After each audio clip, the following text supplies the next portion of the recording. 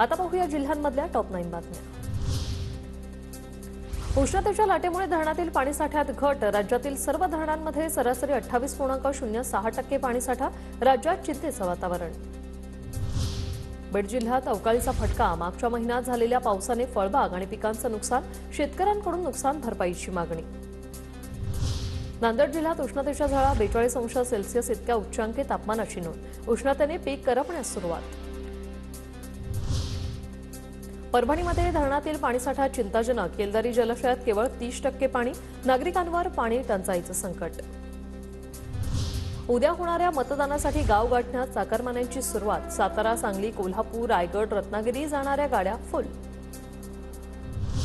बार्शी तालुक्यातील रातंजन ग्रामस्थांचा मतदानावर बहिष्कार टाकण्याचा इशारा।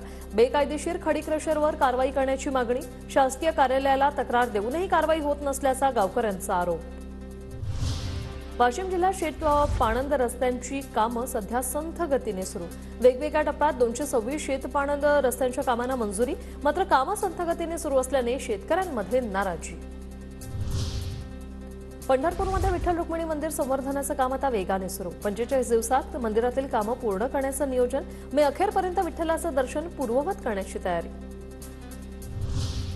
गडचिरोली पोलिसांनी नक्षलवाद्यांचा कट उधळून लावला। टिपागड पहाडीवरून आयडी ब्लास्ट जप्त। 6 प्रेशर कुकर, इंडोनोटर्स आणि स्फोटक गन पावडर जप्त। गडचिरोली पोलिसांची मोठी कारवाई।